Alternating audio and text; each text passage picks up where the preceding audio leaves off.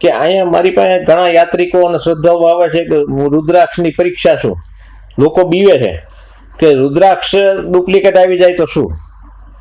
એમાં ઘણા બધા આના પ્રયોગો કરે છે કે પાણીમાં ડૂબી જવું, ન ડૂબી જવું, એનું વાઇબ્રેશન ચેક કરે, પણ